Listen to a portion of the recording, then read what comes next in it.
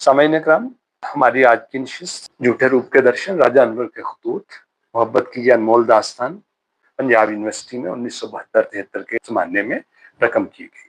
अब हम इस कहानी के अगले खत की तरफ बढ़ते हैं।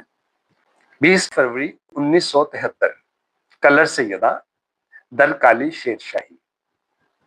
देवी जी, खत मिला। वाकई जुल्फे यार की तरह दराज था, मगर उसकी तरह बल खाया हुआ ना था, बिल्कुल सीधा साधा सा था। तुमने कहा था तुम जज्बाती बातें खत में नहीं लिख सकती, खुरम को भी ऐसे ही खत लिखती हो। सो जनाब ने इस खत में अपनी ये बात पूरी तरह निभाई। वैसे अच्छा है, बल खाना यूं भी इस बात की निशानी हुआ करता है कि कोई सीधा कर दे। इससे तो कहीं बेहतर है आदमी पहले ही सीधा रहे, वरना हमारी हालत देख लीजिए, कांच के अनगिनत टुकड़ों की तरह फर्श पर बिखरे पड़े हैं, जली राख की मानंद फिजा में उड़ रहे हैं। आप ऐसे समझदार लोगों को इबरत पकड़नी चाहिए और बल खाने से परहेज ही करना चाहिए। पूरे 7 दिन बीत गए, तुम्हारी आवाज के तरन्नुम से महरूम और तुम्हारी सांसों की महक से दूर बैठा हूँ। मेरा ख्याल था शायद गांव में रहकर इम्तिहान की तैयारी कर पाऊंगा, वाए मगर ये ख्याल हकीकत बनता नजर नहीं आ रहा। 1 हफ्ते से तन्हा कमरे में बंद हूँ, लेकिन इन सारे दिनों में 7 सफ़े भी ना पढ़ पाया हूँगा। इधर मैंने किताब खोली, उधर तुम्हारी तस्वीर आंखों के सामने आन खड़ी हुई। कोई कैसे पढ़े। अभी कुछ देर कबल कंवल मेरी भतीजी ने तुम्हारा खत मुझे दिया। मैं पढ़ने लगा और वो करीब ही बैठ गई। शायद जानना चाहती थी खत किसका है। आखिर उसने पूछ ही लिया। मैंने कहा अपनी दोस्त का, और वो बाहर चली गई। बाहर सहन में बच्चों ने इस वक्त एक उधम मचा रखा है।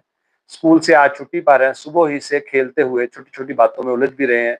खत लिखते लिखते कलम रखना पड़ता है कि अफ्रीकैन एक दूसरे के खिलाफ एहतजाजी मरासले लिए मेरे पास आन पहुंचते हैं। अफ्रीकैन के दलाइल सुनने के बाद सिक्योरिटी काउंसिल की तरह अमन का भाषण देता हूँ। मुतनाज़ा गेंद को बैनुल अक़वामी मलकियत करार देते हुए जारहियत करने वालों की जुबानी सरजनश करता हूँ। मुआहिदा अमन तय पाता है, अफ्रीकन दोबारा बाहर निकलते हैं, मगर दूसरे लम्हे फिर जंग के बादल छा जाते हैं।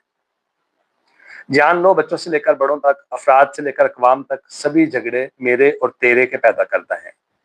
ये मेरा तेरा अगर हमारे में बदल जाए तो शायद फसाद खत्म हो पाए। मैं जल्द ही यूनिवर्सिटी वापस आने का प्रोग्राम बना रहा हूँ। आपसे दूर जिंदा रहना ही बहुत मुश्किल हो रहा है। पढ़ने की बात तो खैर बात की है, इम्तिहान सर पर है। पूरे 2 साल में कसम ले लो जो कभी क्लासरूम का मुंह देखा हो। पहले सियाहत होती रही, फिर तुमने दिलो दिमाग के सोतों पर आन कब्जा किया। सच जानो, मुझे पास होने की बिल्कुल उम्मीद नहीं। तुम जाने कैसे 2-2 काम कर लेती हो। हम तो एक वक्त में सिर्फ एक ही काम कर सकते हैं, और फिर इस इम्तिहान की मुझे फिक्र भी नहीं। तुम्हारे वाले ही मैं पास हो जाऊं तो समझूंगा कि मैं जीत गया। एक तो तुम बड़े लोगों के बनाए हुए पर्चे बहुत सख्त, और हम ऐसे लोगों के तकरीबन आउट ऑफ कोर्स होते हैं। इस पर्चे का पहला लाजमी सवाल ही ये होता है कि उम्मीदवार सीएसपी है या नहीं। अगर पर्चा आसान बनाया जाए और दूसरे कुछ गेस भी लगवा दिया जाए तो काम हो सकता है, वरना मैंने दोनों इम्तिहानों में फेल हो जाना है।